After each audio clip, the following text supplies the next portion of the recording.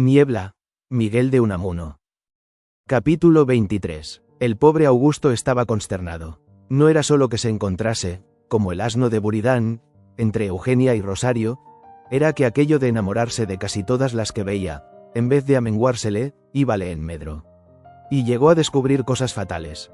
Vete, Liduvina, por Dios. Vete, déjame solo, anda, vete, le decía una vez a su criada. Y apenas ella se fue, apoyó los codos sobre la mesa, la cabeza en las palmas de las manos, y se dijo: esto es terrible, verdaderamente terrible. Me parece que sin darme cuenta de ello me voy enamorando, hasta de Liduvina. Pobre Domingo, sin duda, ella, a pesar de sus 50 años, aún está de buen ver, y sobre todo bien metida en carnes, y cuando alguna vez sale de la cocina con los brazos remangados y tan redondos. Vamos, que esto es una locura. Y esa doble barbilla y esos pliegues que se le hacen en el cuello. Esto es terrible, terrible, terrible. Ven acá, Orfeo, prosiguió, cogiendo al perro. ¿Qué crees tú que debo yo hacer? ¿Cómo voy a defenderme de esto hasta que al fin me decida y me case? Ah, ya, una idea luminosa, Orfeo. Convirtamos a la mujer, que así me persigue, en materia de estudio. ¿Qué te parece que me dedique a la psicología femenina? Sí, y haré 2 monografías, pues ahora se llevan mucho las monografías. Una se titulará Eugenia, y la otra Rosario, añadiendo: estudio de mujer. ¿Qué te parece de mi idea, Orfeo? Y decidió ir a consultarlo con Antolín S., o sea Sánchez, Paparrigópulos, que por entonces se dedicaba a estudios de mujeres, aunque más en los libros que no en la vida. Antolín S. Paparrigópulos era lo que se dice un erudito, un joven que había de dar a la patria días de gloria dilucidando sus más ignoradas glorias. Y si el nombre de ese Paparrigópulos no sonaba aún entre los de aquella juventud bulliciosa que a fuerza de ruido quería atraer sobre sí la atención pública, era porque poseía la verdadera cualidad íntima de la fuerza, la paciencia, y porque era tal su respeto al público y a sí mismo que dilataba la hora de su presentación hasta que, suficientemente preparado, se sintiera seguro en el suelo que pisaba. Muy lejos de buscar con cualquier novedad arlequinesca un efímero renombre de relumbrón cimentado sobre la ignorancia ajena, aspiraba en cuantos trabajos literarios tenía en proyecto, a la perfección que en lo humano cabe y a no salirse, sobre todo, de los linderos de la sensatez y del buen gusto. No quería desafinar para hacerse oír, sino reforzar con su voz, debidamente disciplinada, la hermosa sinfonía genuinamente nacional y castiza. La inteligencia de ese Paparrigópulos era clara, sobre todo clara, de una transparencia maravillosa, sin nebulosidades ni embolismos de ninguna especie. Pensaba en castellano neto, sin asomo alguno de hórridas brumas setentrionales ni dejos de decadentismos de boulevard parisiense, en limpio castellano, y así era como pensaba sólido y hondo, porque lo hacía con el alma del pueblo que lo sustentaba y a que debía su espíritu. Las nieblas hiperbóreas le parecían bien entre los bebedores de cerveza encabezada, pero no en esta clarísima España de esplendente cielo y de sano Valdepeñas enyesado. Su filosofía era la del malogrado Becerro de Bengoa, que después de llamar tío raro a Schopenhauer aseguraba que no se le habrían ocurrido a éste las cosas que se le ocurrieron, ni habría sido pesimista, de haber bebido Valdepeñas en vez de cerveza, y que decía también que la neurastenia proviene de meterse uno en lo que no le importa y que se cura con ensalada de burro. Convencido ese Paparrigópulos de que en última instancia todo es forma más o menos interior, el universo mismo un caleidoscopio de formas enchufadas las unas en las otras y de que por la forma viven cuantas grandes obras salvan los siglos, trabajaba con el esmero de los maravillosos artífices del Renacimiento el lenguaje que había de revestir a sus futuros trabajos. Había tenido la virtuosa fortaleza de resistir a todas las corrientes de sentimentalismo neorromántico y a esa moda asoladora por las cuestiones llamadas sociales.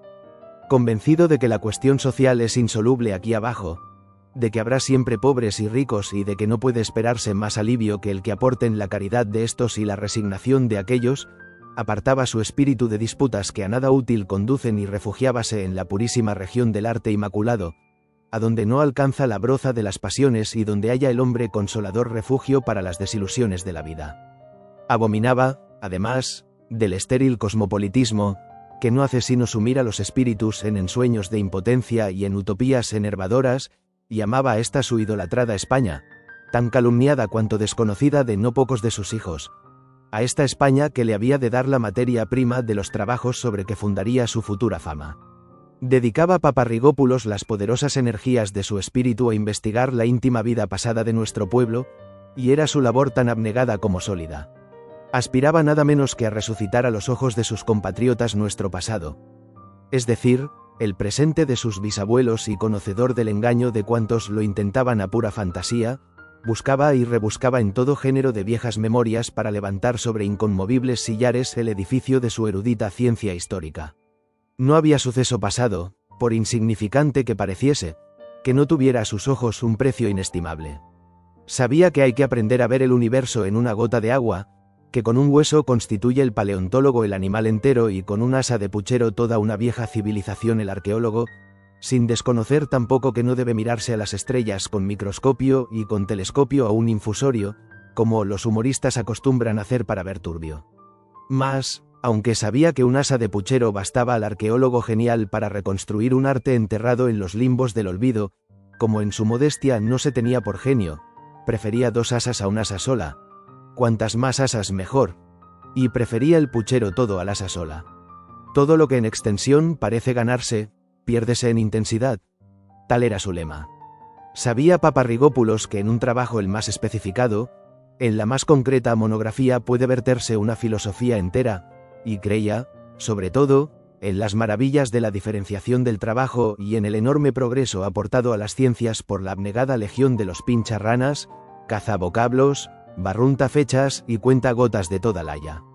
Tentaban en especial su atención los más arduos y enrevesados problemas de nuestra historia literaria, tales como el de la patria de Prudencio, aunque últimamente, a consecuencia decíase de unas calabazas, se dedicaba al estudio de mujeres españolas de los pasados siglos.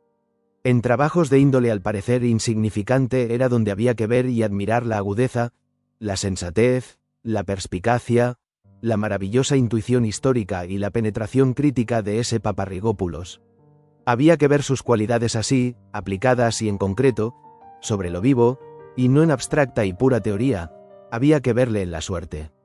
Cada disertación de aquellas era todo un curso de lógica inductiva, un monumento tan maravilloso como la obra de Lionet acerca de la oruga del Sos, y una muestra, sobre todo, de lo que es el austero amor a la santa verdad. Huía de la ingeniosidad como de la peste y creía que solo acostumbrándonos a respetar a la divina verdad, aun en lo más pequeño, podremos rendirle el debido culto en lo grande. Preparaba una edición popular de los apólogos de Calila y Dimna con una introducción acerca de la influencia de la literatura índica en la Edad Media española, y ojalá hubiese llegado a publicarla, porque su lectura habría apartado, de seguro, al pueblo de la taberna y de perniciosas doctrines de imposibles redenciones económicas. Pero las 2 obras magnas que proyectaba Paparrigópulos eran una historia de los escritores oscuros españoles, es decir, de aquellos que no figuran en las historias literarias corrientes o figuran solo en rápida mención por la supuesta insignificancia de sus obras, corrigiendo así la injusticia de los tiempos, injusticia que tanto deploraba y aún temía, y era otra su obra acerca de aquellos cuyas obras se han perdido sin que nos quede más que la mención de sus nombres y a lo sumo la de los títulos de las que escribieron. Y estaba a punto de acometer la historia de aquellos otros que habiendo pensado escribir no llegaron a hacerlo. Para el mejor logro de sus empresas, una vez nutrido del sustancioso meollo de nuestra literatura nacional, se había bañado en las extranjeras, y como esto se le hacía penoso, pues era torpe para lenguas extranjeras y su aprendizaje exige tiempo que para más altos estudios necesitaba, recurrió a un notable expediente, aprendido de su ilustre maestro. Y era que leía las principales obras de crítica e historia literaria que en el extranjero se publicaran, siempre que las jaleis en trances, y una vez que había cogido la opinión media de los críticos más reputados, respecto a este o aquel autor, hojeábalo en un periquete para cumplir con su conciencia y quedar libre para rehacer juicios ajenos sin mengua de su escrupulosa integridad de crítico. Vese, pues, que no era ese Paparrigópulos uno de esos jóvenes espíritus vagabundos y erráticos que se pasean sin rumbo fijo por los dominios del pensamiento y de la fantasía, lanzando acaso acá y allá tal cual fugitivo chispazo, no. Sus tendencies eran rigurosa y sólidamente itinerarias, era de los que van a alguna parte. Si en sus estudios no habría de aparecer nada saliente, deberíase a que en ellos todo era cima, siendo a modo de mesetas, trasunto fiel de las vastas y soleadas llanuras castellanas donde ondea la mies dorada y sustanciosa. Así diera la providencia a España muchos Antolines Sánchez Paparrigópulos. Con ellos, haciéndonos todos dueños de nuestro tradicional peculio, podríamos sacarle pingües rendimientos. Paparrigópulos aspiraba, y aspire, pues aún vive y sigue preparando sus trabajos, a introducir la reja de su arado crítico, aunque solo sea 1 centímetro más que los aradores que le habían precedido en su campo, para que la mies crezca, merced a nuevos jugos, más lozana y granen mejor las espigas y la harina sea más raíz y comamos los españoles mejor pan espiritual y más barato. Hemos dicho que Paparrigópulos sigue trabajando y preparando sus trabajos para darlos a la luz. Y así es. Augusto había tenido noticia de los estudios de mujeres a que se dedicaba por comunes amigos de uno y de otro, pero no había publicado nada ni lo ha publicado todavía. No faltan otros eruditos que, con la característica caridad de la especie, habiendo vislumbrado a Paparrigópulos y envidiosos de antemano de la fama que Preven le espera, tratan de empequeñecerle. Tal hay que dice de Paparrigópulos que, como el zorro, borra con el jopo sus propias huellas, dando luego vueltas y más vueltas por otros derroteros para despistar al cazador y que no se sepa por dónde fue a atrapar la gallina, cuando si de algo peca es de dejar en pie los andamios, una vez acabada la torre, impidiendo así que se admire y vea bien esta. Otro le llama desdeñosamente concionador, como si el de concionar no fuese arte supremo. El de más allá le acusa, ya de traducir, ya de arreglar ideas tomadas del extranjero, olvidando que al revestirlas Paparrigópulos en tan neto, castizo y transparente castellano como es el suyo, las hace castellanas y por ende propias, no de otro modo que hizo el padre Isla propio el Gil Blas de Lesas. Alguno le moteja de que su principal apoyo es su honda fe en la ignorancia ambiente, desconociendo el que así le juzga que la fe es transportadora de montañas. Pero la suprema injusticia de estos y otros rencorosos juicios de gentes a quienes Paparrigópulos ningún mal ha hecho, su injusticia notoria, se verá bien clara con solo tener en cuenta que todavía no ha dado Paparrigópulos nada a luz y que todos los que le muerden los zancajos hablan de oídas y por no callar.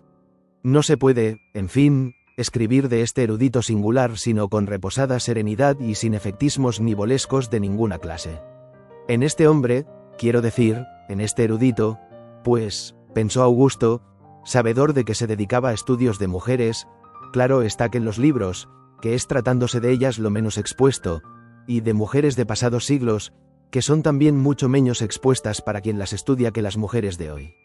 A este Antolín, erudito solitario que por timidez de dirigirse a las mujeres en la vida y para vengarse de esa timidez las estudiaba en los libros, fue a quien acudió a ver Augusto para de él aconsejarse. No bien le hubo expuesto su propósito, prorrumpió el erudito. «Ay, pobre señor Pérez, ¿cómo le compadezco a usted? ¿Quiere estudiar a la mujer? Tarea le mando. Como usted la estudia, hay que sacrificarse. El estudio, y estudio oscuro, paciente, silencioso, es mi razón de ser en la vida. Pero yo, ya lo sabe usted, soy un modestísimo obrero del pensamiento, que acopio y ordeno materiales para que otros que vengan detrás de mí sepan aprovecharlos. La obra humana es colectiva, nada que no sea colectivo es ni sólido ni durable. ¿Y las obras de los grandes genios? La Divina Comedia, la Eneida, una tragedia de Shakespeare, un cuadro de Velázquez. Todo eso es colectivo, mucho más colectivo de lo que se cree. La Divina Comedia, por ejemplo, fue preparada por toda una serie. Sí, ya sé eso. Y respecto a Velázquez, a propósito, ¿conoce usted el libro de Justi sobre él? Para Antolín, el principal, casi el único valor de las grandes obras maestras del ingenio humano, consiste en haber provocado un libro de crítica o de comentario. Los grandes artistas, poetas, pintores, músicos, historiadores, filósofos, han nacido para que un erudito haga su biografía y un crítico comente sus obras, y una frase cualquiera de un gran escritor directo no adquiere valor hasta que un erudito no la repite y cita la obra, la edición y la página en que la expuso.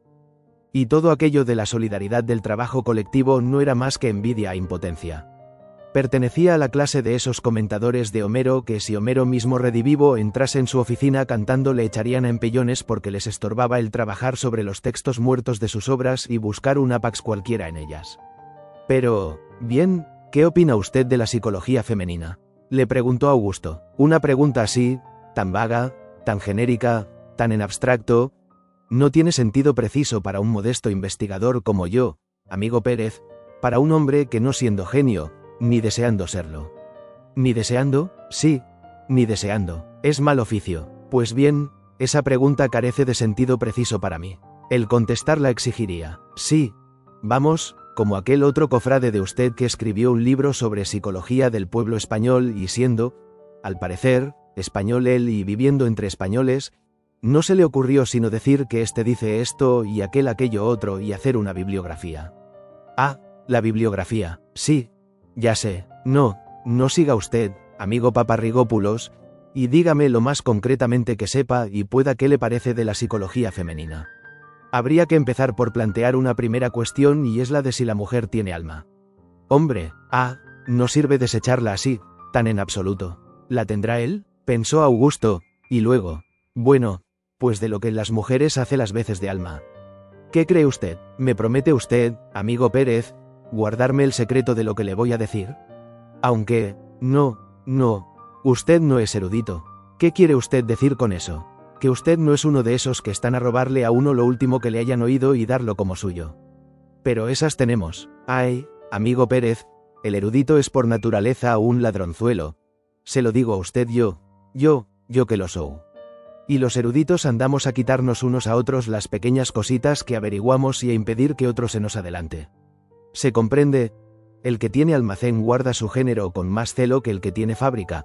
Hay que guardar el agua del pozo, no la del manantial. Puede ser. Pues bien, si usted, que no es erudito, me promete guardarme el secreto hasta que yo lo revele, le diré que he encontrado en un oscuro y casi desconocido escritor holandés del siglo XVII una interesantísima teoría respecto al alma de la mujer.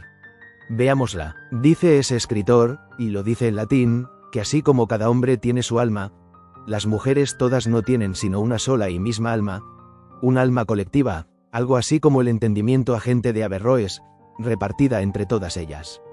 Y añade que las diferencias que se observan en el modo de sentir, pensar y querer de cada mujer provienen no más que de las diferencias del cuerpo, debidas a raza, clima, alimentación, etc., y que por eso son tan insignificantes.